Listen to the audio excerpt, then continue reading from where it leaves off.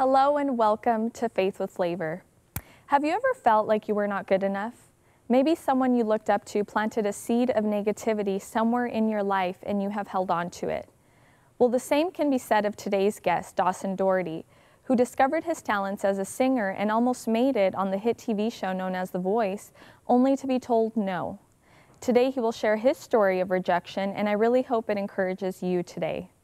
But before we bring him out to the set, take a look at another artist who dealt with some negativity of his own growing up.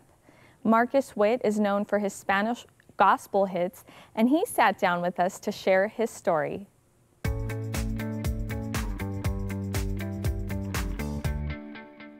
I grew up in a missionary home in Mexico, completely bilingual, completely bicultural, and that's where it all got started. You know, I came to know Jesus riding around with my dad in the villages of Mexico. He would go to these villages and preach and teach about Jesus and plant churches. He planted all kinds of churches in the state of Durango, where I'm from. What was it like for you growing up in a home where you spoke English, but you also grew up in an area that spoke Spanish? In Mexico, back in the 60s and the 70s when I was a young man, things were really different in Mexico than they are today, and there was a lot of intolerance toward anyone who was Protestant, they would call us. You know, I don't consider myself a Protestant, but we were evangelical Christians, and so there was a lot of persecution going on.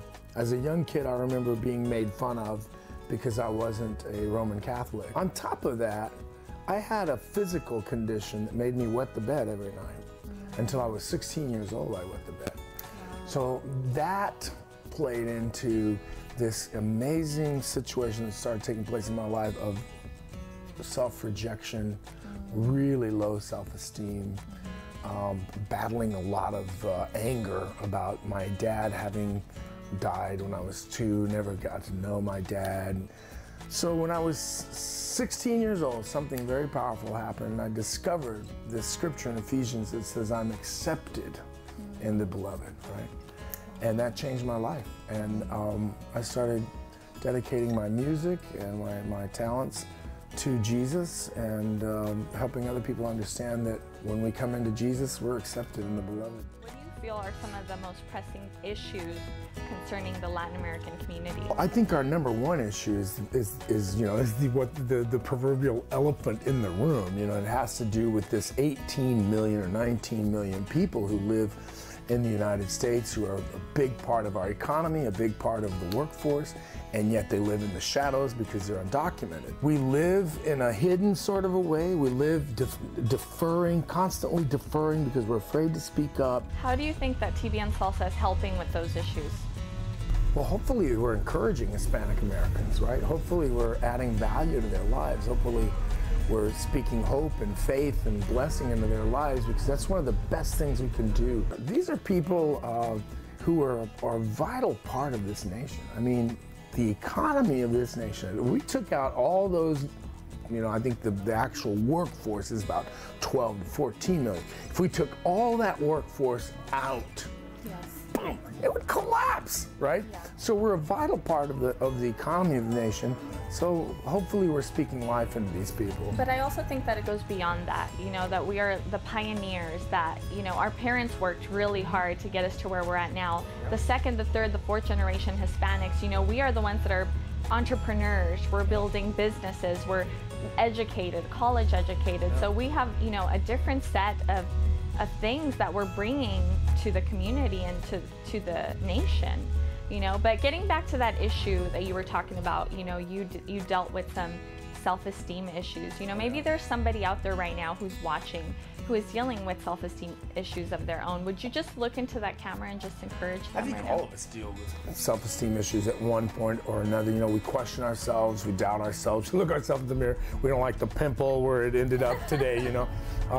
And then later when you get a little older, you know, you have other kinds of issues about acceptance, rejection, betrayal, you know. That's those are things that we all go through. You know, and as soon as we find our roots in Christ, things will change. I guarantee it, or I'll give you your money back. It's literally, I mean, when we find our true north in Jesus Christ, and we realize that he accepts us just how we are, things will change. They'll dramatically change. You'll have peace. Here's the thing, a lot of people are looking for peace in their outer circumstances. Peace starts inside. And when you walk with peace everywhere you go, you bring peace with you. So your outer circumstances are affected by the inner peace you have. So my hope, my prayer for you is that you find Jesus Christ so you can find that peace on the inside of you and realize that he accepts you even with the zit, even with the bedwetting issue like was mine, and any other issue you may be carrying with you. He accepts you just like you are, and he wants to help you live an overcoming life. And you'll take that peace with you everywhere you go.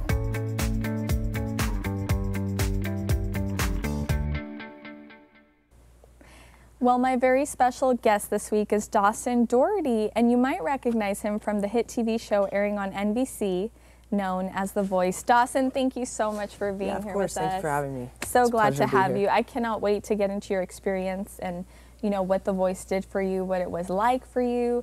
But before we get into that, why don't you tell me a little bit about you and your upbringing? Yeah, like you said, my name is Dawson Daugherty. I'm 17, and my upbringing, I was born in a pastor's home. My mom and dad are pastors of a church. Okay. Ever since I was young, you know, they were youth pastors, and now they're senior pastors. But yeah, so I've always grown up in a household where Jesus is, you know, the main thing, and so I really, you know, have always had a relationship with Jesus, and it's been cool because growing up with pastors, like as your parents, it's kind of funny because it's like, oh, what do I do? And then it's like, oh, your pastor kind of like lives with you, so it's like, this is what I do, just go ask mom and dad. So that's been cool. You know, we lived in Washington when I was really little, and then we moved back to San Diego where I was born. And they planted a church, and that's where we're at now. And yeah, so just always Jesus has been a huge part of our lives, and I've always just heard about the gospel, and you know, so that's just been a cool A lot of people call people who have been raised in church PKs, you know, pastors' kids. Yeah. So what was that experience like for you? Ooh, being a pastor's kid. It's fun.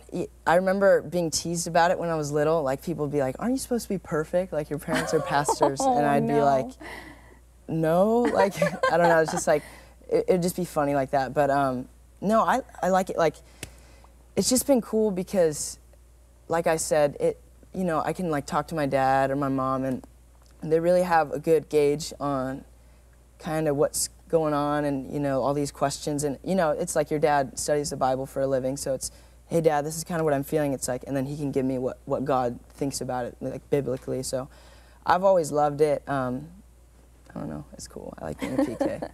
That's good to hear. Now, when did you discover your love for music?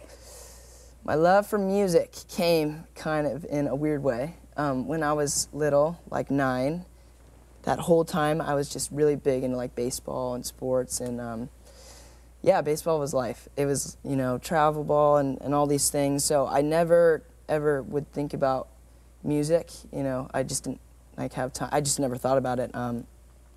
So I was on my way to a baseball tournament up in Palm Springs, and me and my dad was driving, and I was in the back, and you know, just minding my own business, just thinking about life. And I remember so distinctly, I was just looking out the window, just normal, and I felt like God told me, hey, you're going to be a musician, Dawson. And it was like, to this day, the most audible voice of like God, like I can hear. It's just super tangible. And I just remember thinking like, huh, like what? You know, I play baseball. I don't do any music. I've never even thought about it.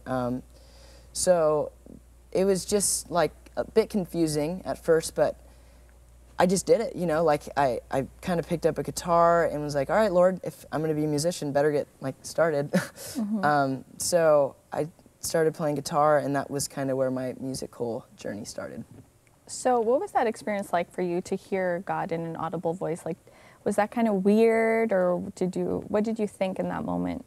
Yeah, it was weird because I just wasn't used to it. I've heard all these stories from my parents, and you know, like God, you know, listen a lot, you know, because God's speaking to you. And so for the first time for me, like to hear God's voice, I think that was kind of like a confirmation, like, wow, this is like a living, breathing, speaking God. And for me, that was just, you know, it was crazy. And hearing it, and now where I'm at in life, it's just weird, like how God works for this long-term picture, and sometimes we're not seeing it correctly because we're just in this little spot. So now looking back, I'm like, oh yeah, God, you are kind of smart. That's awesome. And how did you get your first break in music? My first break in music is probably not as glamorous or cool, I guess, as people would like want it to be like, oh, I got a record deal. For me, my big break was kind of when I was about 12. I was playing, you know, guitar and singing and doing worship, and my youth pastor, and I've been playing guitar for like 5 months, like not good at all. And and my youth pastor was like, hey, Dawson, like, you want to play up on stage, like with the worship team? And I was like, are you serious? Like, are you sure? I can barely play a couple chords. And sure enough, I got up there. And for me, like in that moment of being, you know, like 12 or whatever age I was like, this is it. Like, this is life. Like, and I remember that to this moment, even like with the voice and just other cool like things with music I've done, I just feel like that's my big break.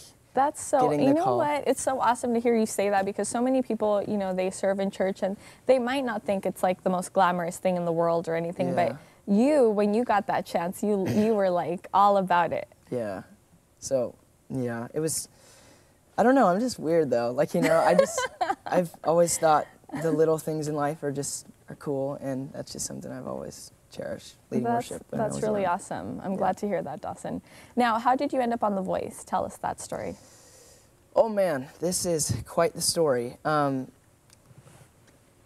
I was, man, I'm always giving you these ages. I hope these are right ages. But when I was, I want to say like 13, I'd been kind of playing music, you know, and writing my own songs. I started really kind of adopting, like, you know, writing my own music and doing that whole thing.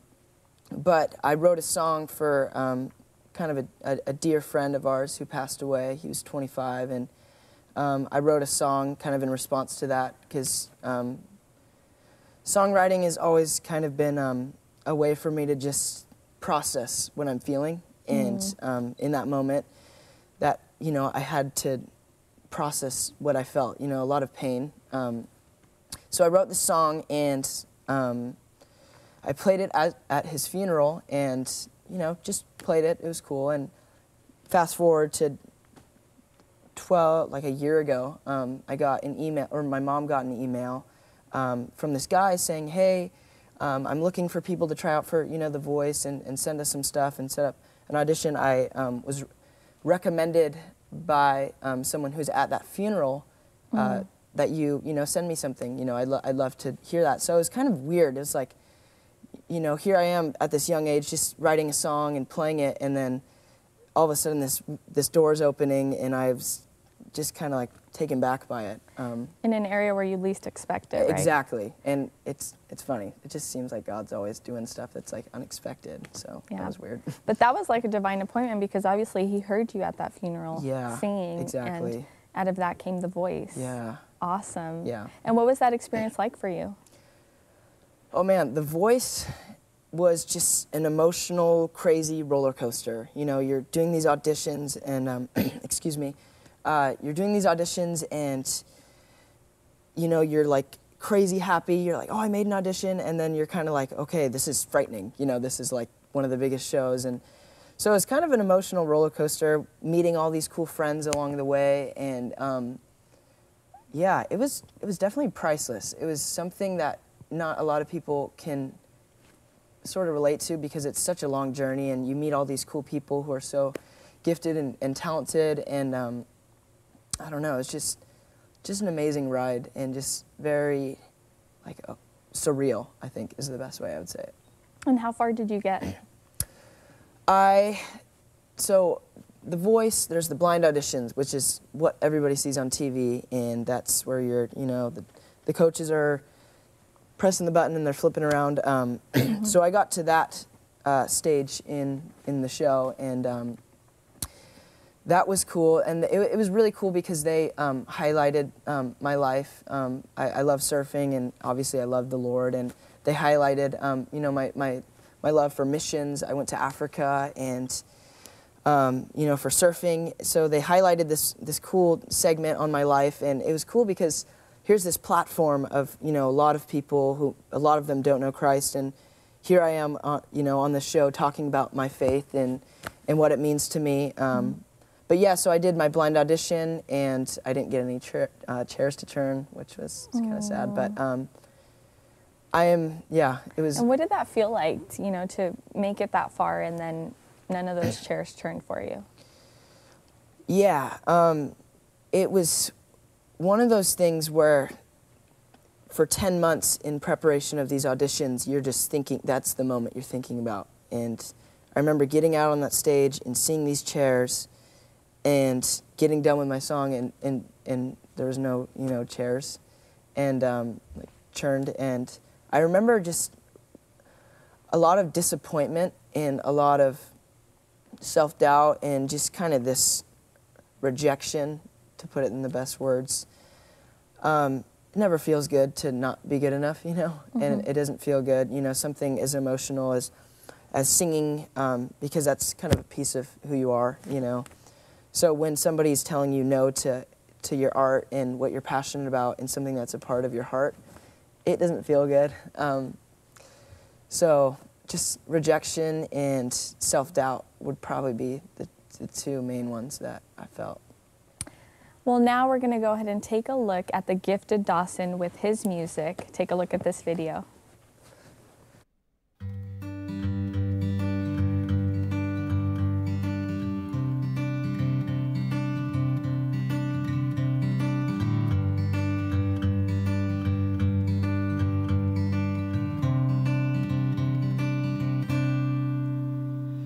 Oh, the feeling comes to me again, the feeling to give up and to give in, the feeling that I've already lost the hope. But a pure heart is coming with the dawn, and get behind me all you little fears. Get behind me all you wasted years. Get behind me everything that I've done wrong. But a pure heart is coming with the dawn, and I've decided to face this mountain, stare the mountain down between the eyes. But I'm not running from this mountain of mine. She's a pretty devil in disguise. The devil is in the details of her eyes. She's a pretty vision in her dress tonight. She's mixing drinks with truth and lies. And maybe faith is found inside a seed. Maybe faith is found inside of me. But lately I've been feeling like I'm lost at sea. Lord, help me in my unbelief, 'cause I've decided to face this mountain, stare the mountain down between the eyes. But I'm not running from this mountain of mine, and I've decided to face this mountain, stare the mountain down between the eyes. I'm not running from this mountain of mine.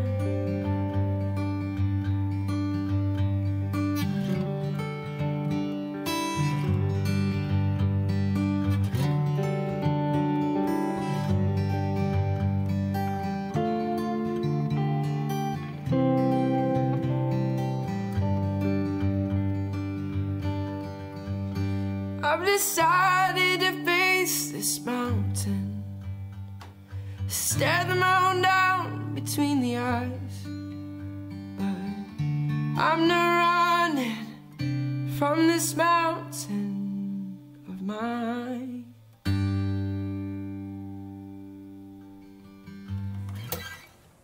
If you just started tuning into Faith with Flavor, that was a look into Dawson Daugherty, the singer. And oh my gosh, Dawson, you are amazing. Thank you. I appreciate I don't know why they didn't, pick you.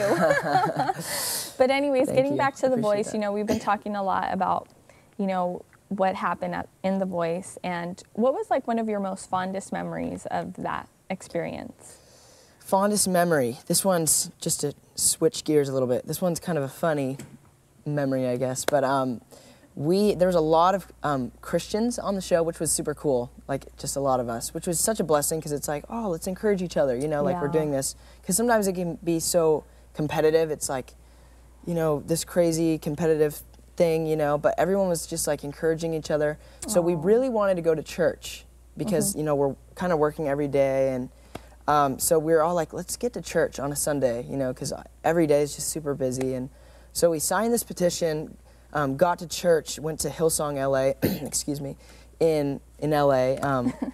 And we get there and it's like 60 of us. We just show up at the church and we so everyone's kind of just like looking at us because it's just so diverse. It's like the country singer guy, like, with the cowboy hat, and then you got your pop singers and your soul singers. So everyone's there and we get to worship and, it's going and we're all in this big group and it was so funny because it's like the best way to describe it is like this choir of diversity and just like everyone's singing so loud and everyone's like churning around like, what is this like a choir group coming in here? Like and we got like our soul singers like doing these crazy runs like in between so it was just super funny, but that's a fond memory. And that's just a funny one that I remember. That's wonderful. Now getting back to a more serious subject, you told me that every time you would move on in the auditions, you would get more insecure. Yeah. Why was that?